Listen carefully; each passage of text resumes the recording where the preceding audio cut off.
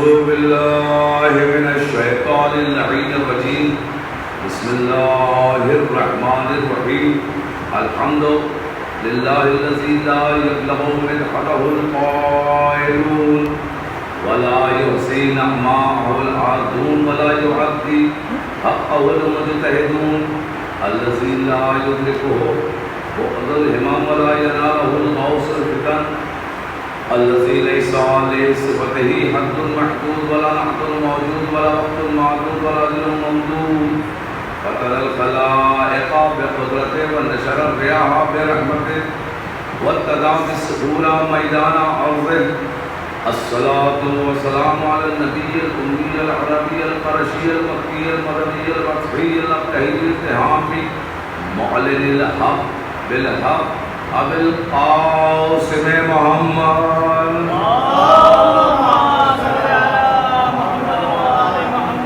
والصلاة والسلام على أهل بيته الطيبين الطاهرين المعصومين المظلومين الذين أذهب الله عنهم الرجس وطهرهم تطهيرا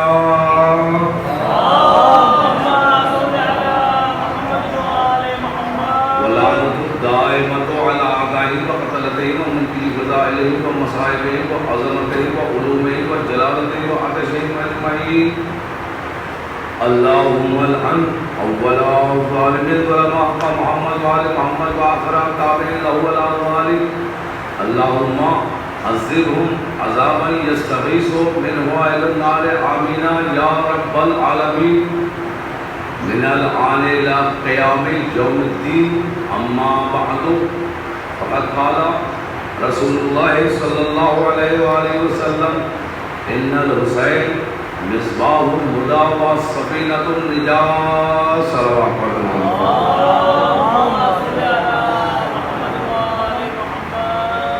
حضرات رسول اکرم کی بہت ہی مشہور و معروف حدیث اس کے ذیل میں یا چوتھا مرحلہ اور چوتھی مجلس کو خطاب کرنے کا شرف حاصل ہو رہا ہے. یہ وہ قدیم ترین اشرا ہے کہ جو میر باقر سرکار کے سامنے آئے تھے اپنی سیما بڑے کو بلانے کے بعد.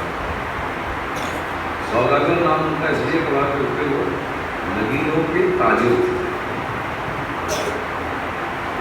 بہرحال احادیث میں جو ہم نے دیکھا کہ اگر کوئی شخص مسجد بنواتا ہے یا کہیں مسجد بن رہی ہے تو اس میں حصہ لیتا ہے تو اگر ایک اینٹ بھی اس میں رکھی ہے تو جب تک وہ اینٹ باقی رہے گی تب تک اس کو ثواب ہوتا ہے. نہ کہ کوئی پورا امام بڑا بنوا دے نہ کہ کوئی پوری مسجد بنوا دے یا دوسرے روزے بنوا دے اخبار عادیات بنا دے. جب تک وہ باقی رہتے ہیں انسان اس دنیا میں ہو یا نہ ہو ثواب پہنچتا رہتا ہے. صلوات پڑھیں محمد.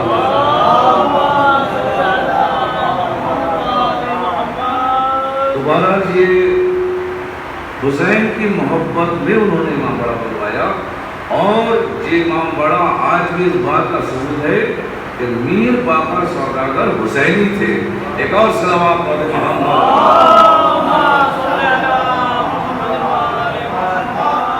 لہذا اپنے آباء و اجداد کی سیرت پہ چلتے ہوئے ہم لوگ بھی حتی الامکان اسی پہ عمل کرتے ہیں اور ہماری دعا ہے کہ جو پرانے امام باڑے ہیں وہ پھر سے نئے ہو جائیں. اور اس کے علاوہ جو لوگ اپنے دلوں میں یہ نیت کیے ہوئے ہیں کہ ہم کو آقا حسین کی خدمت کرنا ہے چاہے وہ امام باڑے کی بنانے کی صورت میں ہو یا اس میں تعاون کی ہو ان سب کے دلی حاجات کو بھی ہو کیونکہ یہی راہ نجات ہے. صلوات پڑھیں محمد وعلی. جس حدیث کے تحت میں مسلسل یہ چوتھا بیان ہے اس میں رسول اکرم ارشاد فرما رہے ہیں ان الحسین مصباح الہدی. یقیناً حسین ہدایت کا چراغ ہے. والسفینۃ النجات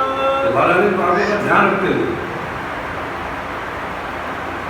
یہ کیوں ہے؟ کیونکہ ہم اہل بیت علیہ السلام سے متمسک صراط مستقیم پر ہیں.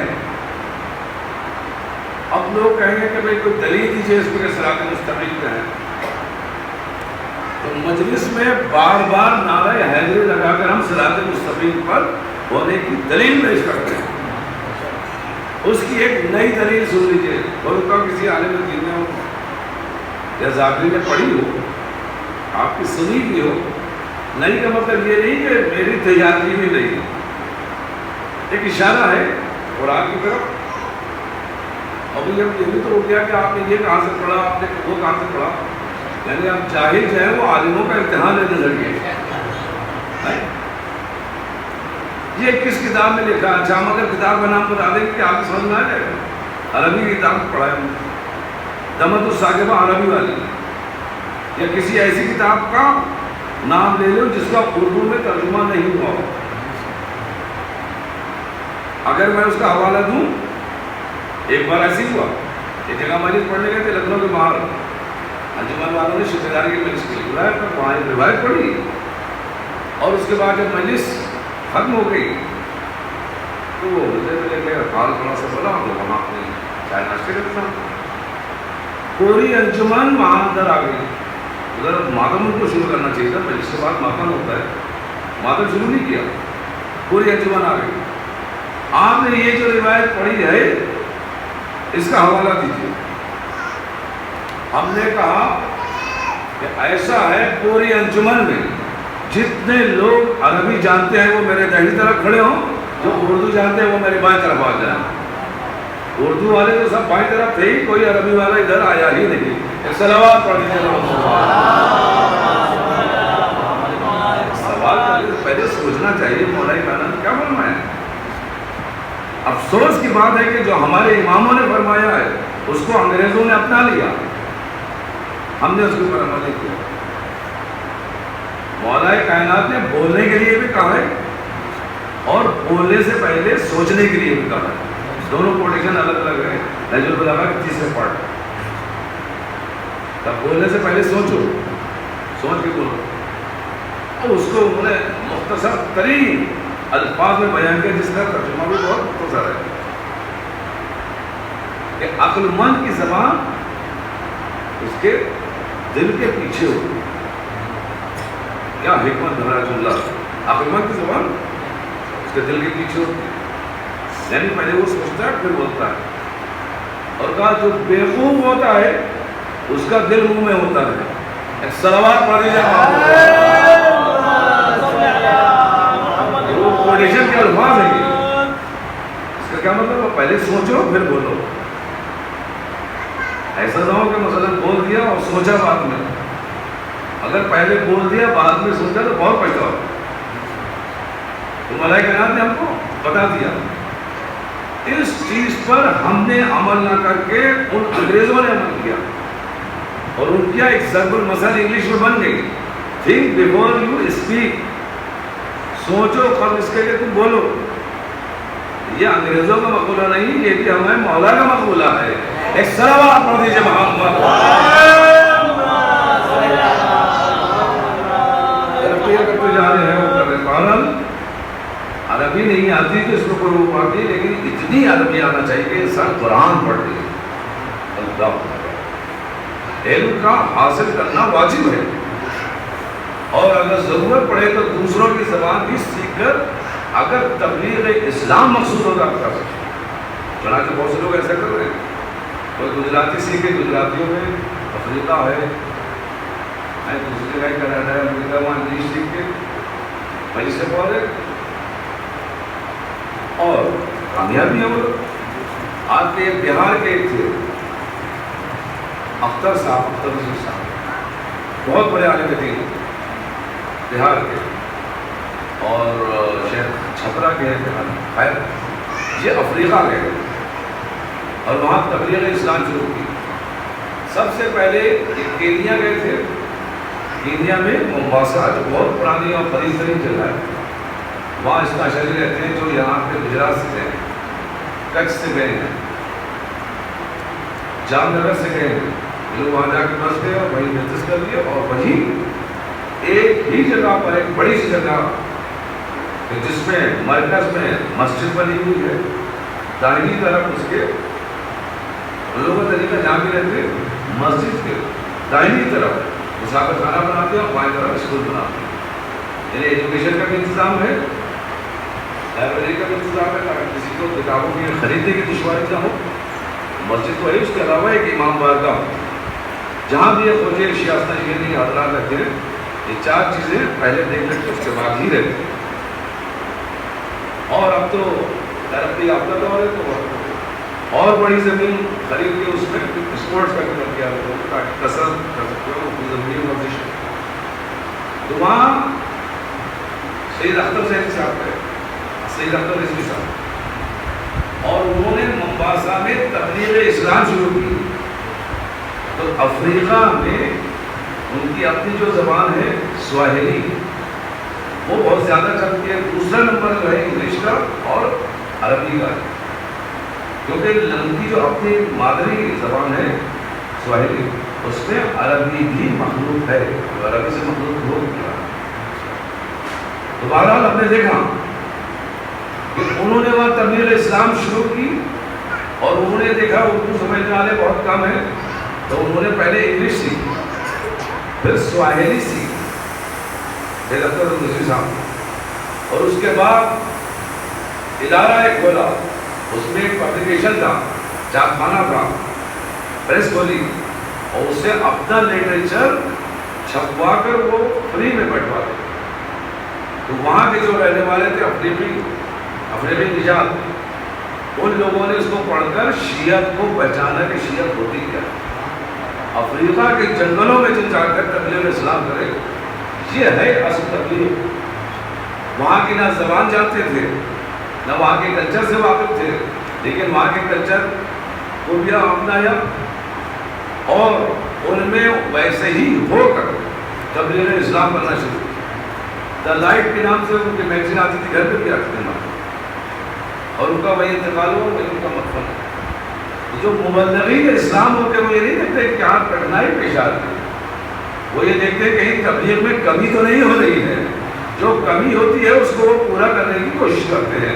ایک صلوات پڑھ دیجیے محمد۔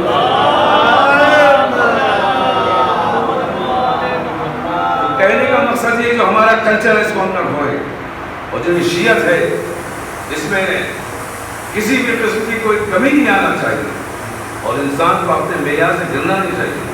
الحمدللہ کہ ہم ان کے ماننے والے ہیں کہ جو عرش نشین ہیں، جن کے نور کو اللہ نے سب سے پہلے بنایا، جن کے محبت میں اس کائنات کو تخلیق کیا۔ تو جب اس عظیم شخصیتوں کے ہم ماننے والے ہیں تو ان کی ہر چیز عظیم ہوگی، ان کا ذکر بھی عظیم ہوگا، ان کا امام باڑہ بھی عظیم ہوگا، اور اس کا وہی حکم ہوگا جو مسجد کا حکم ہوتا ہے۔ ایک صلوات پڑھ دیجیے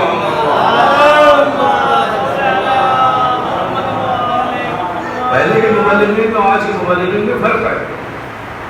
پہلے بلاؤز تبلیغ کی جاتی تھی، اور یہی سیرت جناب سلمان، یہی سیرت جناب ابو ذر، یہی سیرت حضرت مقداد علیہ السلام، بے لوث خدمت کی جائے، اور جہاں تک ہو سکے اگر حیز امکان میں ہے، اپنے اختیار میں، تو ضرور وہ چیز کرنا چاہیے۔ یہ نہیں دیکھنا چاہیے کہ لفافہ کتنا موٹا یا ہے یا نہیں، کیونکہ ہم تبلیغ اسلام کریں گے وہ خود ہمارا انتظام کریں گے۔ ایسا نہیں ہونا چاہیے کہ مثلا کہیں مجلس کا معاملہ ہے یا نماز کا معاملہ ہے یا تبلیغ اسلام کا معاملہ ہے، ہماری جتنی امکان ہم اتنا کریں۔ اگر ہمارا ترنم اچھا ہے، آواز اچھی ہے، تو الحمدللہ ہماری ترنم نہیں مل پا، تو ہمیں روحے پڑھنا چاہیے۔ جس کی آواز اچھی ہے، اور محلوں محلوں دیکھیے آپ، جس کی سب سے اچھی آواز ہے اس کو آزاد دینا چاہیے، اس کو تلاوت قرآن مجید صبح کی نماز کے بعد لاؤڈ اسپیکر پہ کرنا چاہیے، کیونکہ بہت سے لوگ تلاوت قرآن مجید سے دوسرے مذاہب سے اس مذاہب بناتے ہیں، لیکن ایسا بھی ہوا ہے کہ بہت سے لوگ اس سے بیزار ہو گئے. تو جو بیزار ہوتے ہیں ان کے حسد نظر کا خود ہی پتہ چل جاتا ہے، کیونکہ یہ وہ محبت ہے، چاہے وہ مودت الہی ہو چاہے مودت اہل بیت ہو، وہ پاک نسب میں آتی ہے اور کسی میں آ ہی نہیں سکتی. ایک صلوات پڑھ دیں.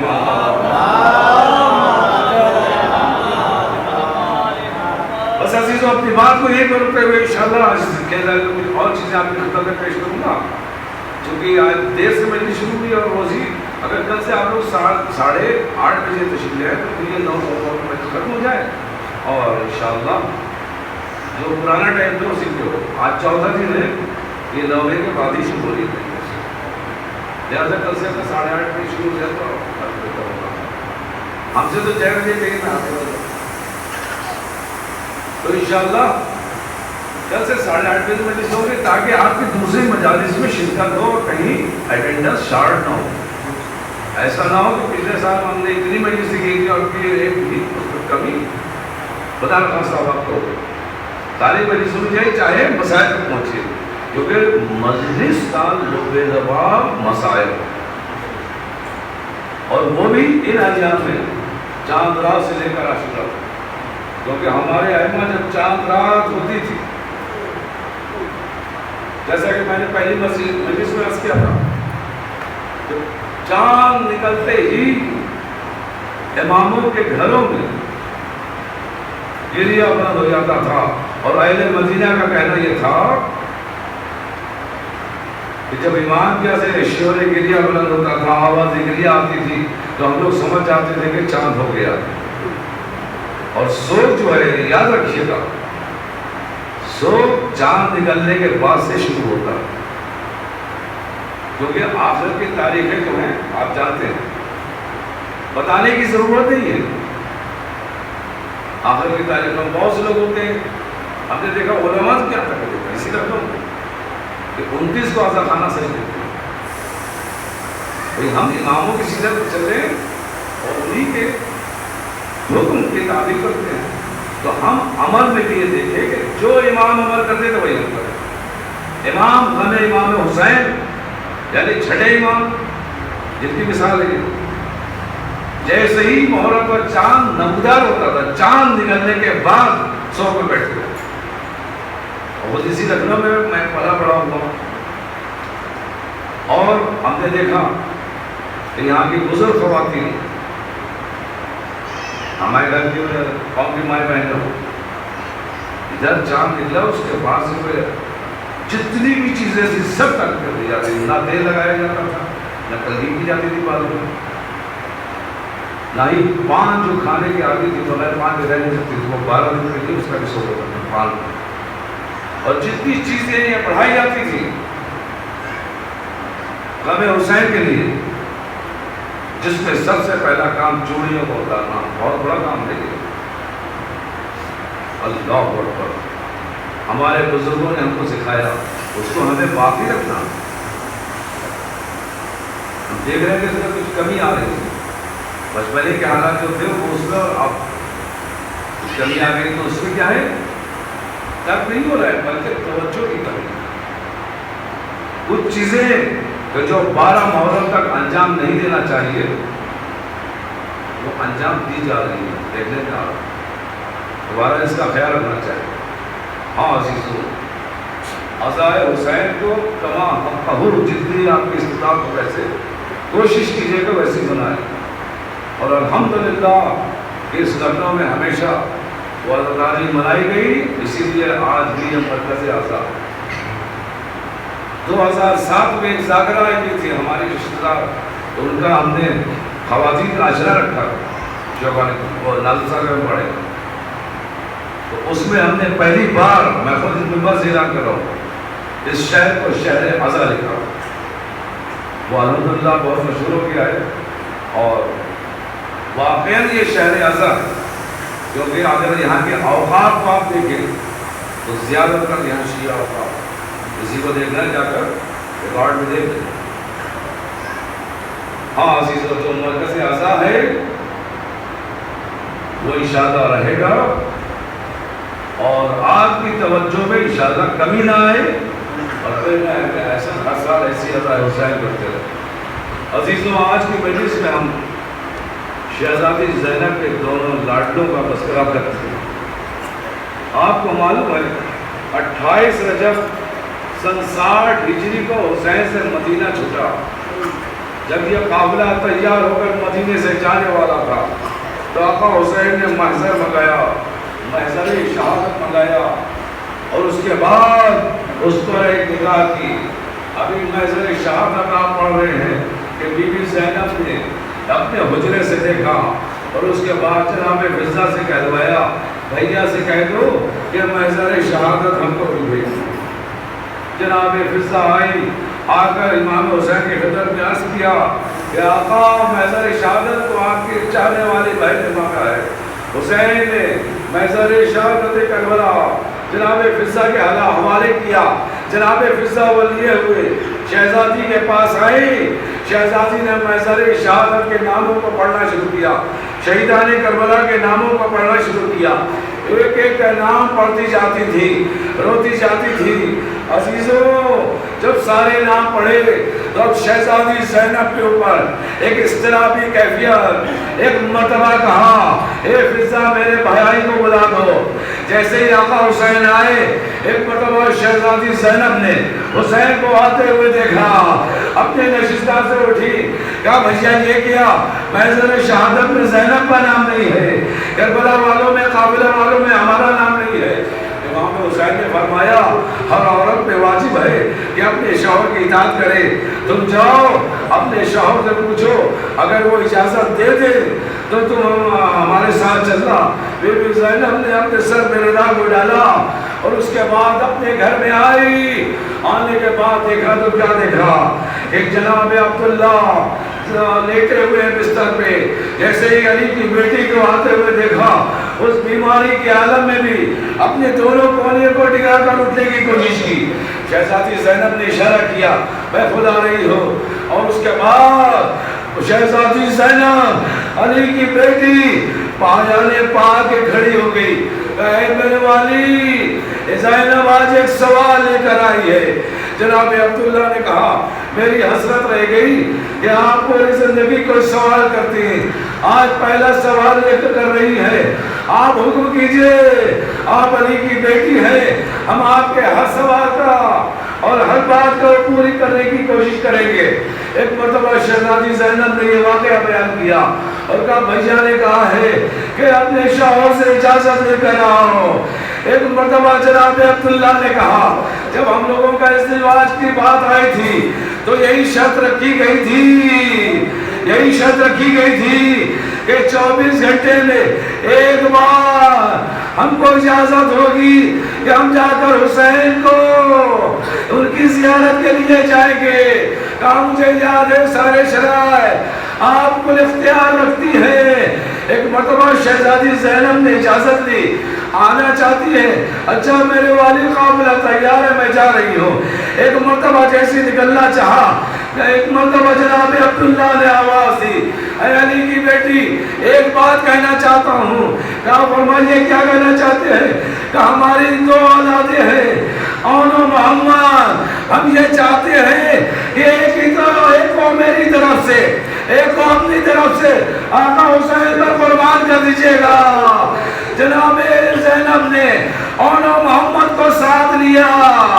اب جو آقا حسین کے قریب آئی، ادھر حسین نے زینب کو ننھے بچوں کے ساتھ آتے دیکھا۔ ایک مرتبہ آگے بڑھے، اون و محمد کو اشارہ کیا، اپنے سینے سے لگایا، بہت گریہ کیا۔ اس کے بعد ایک جملہ فرمایا کہ وہ حسین کیا کرے جس کی قسمت میں اون و محمد کے جنازے اٹھانا ہو۔ عزیز و قابلہ کربلا کے لیے روانہ ہو گیا، اون و محمد ساتھ ہے۔ جب عاشورہ آئی، ایک خیمے میں زینب بیٹھی ہوئی اپنے بچوں کو سمجھا رہی ہے، اے بچوں ایسا نہ ہو کہ سیدہ کے لال میں کوئی آنچ آ جائے اور تم لوگ سلامت رہو۔ کہا ماں کیسی باتیں کرتی ہے، صبح کا سورج نکلنے دیجئے، ہم یہ ثابت کر دیں گے کہ ہم جاور تیار کے پوتے ہیں۔ عزیزوں صبح عاشورہ نمودار ہوئی، ایک ایک جانثار اپنی اپنی جانیں نثار کرنے لگا. عزیزوں اولو محمد بار بار آقا حسین کے پاس آتے ہیں، اجازت طلب کرتے ہیں، استجابت طلب کرتے ہیں، لیکن آقا حسین کہتے ہیں اے اولو محمد تم تو ابھی 9 اور 11 برس کے ہو، میں تم کو کیسے اجازت دے دوں؟ تمہارے اوپر تو ابھی جہاد واجب بھی نہیں ہوا، تمہارا ہماری آنکھوں کا نور ہو. ایک مرتبہ خیمے میں واپس آتے ہیں، بی بی زینب اپنے دونوں بچوں کو دیکھتی ہے، تیرہویوں میں بل پڑ گئے، تم نے اب تک اپنی جانوں کا نذرانہ پیش نہیں کیا. عجیب کشمکش تھی. جب اجازت کے لیے حسین کے پاس آتے تھے، حسین خیموں میں بھیجتے تھے، کیسی جانو محمد خیموں میں آتے تھے، بی بی زینب پوچھتی تھی اب تک کیوں نہیں شہید ہوئے، اپنی جانوں کا نذرانہ کیوں نہیں پیش کیا؟ عزیزوں اسی عالم میں جب اولو محمد ایک مرتبہ داخل خیمہ ہوتے ہیں تو انہوں نے دیکھا کہ خیمہ خالی تھا، کونے میں بیٹھ کر گریہ کرنا شروع کیا. بی بی زینب ایک مرتبہ اس میں داخل ہوئی، ایک مرتبہ کہا کہ تم لوگ کیوں زندہ ہو؟ ہم نے کہا اپنی جانیں نثار کرو. چھوٹے چھوٹے بچوں نے ننھے ننھے ہاتھوں کو جوڑا، اے مادر گرامی آپ مشکل کشا کی بیٹی ہیں، آپ ہماری بھی مشکل پیش کر دیے، حل کر دیجئے. کہا کیا مشکل؟ کہا اپنے ماموں جہاں سے اجازت دیتا ہوں، وہ اجازت نہیں دیتے، خیمے میں آتا ہوں تو آپ کو یہ جان کے لیے ارے آپ میری مشکل یہ حل کر دیجئے کہ ہم ماموں جہاں سے مرنے کی اجازت دلوا دیجئے. شہزادی زینب چھوٹے چھوٹے بچوں کو لیے ہوئے در خیمہ گاہ پہ آئی اور اس کے بعد حسین کو بلایا.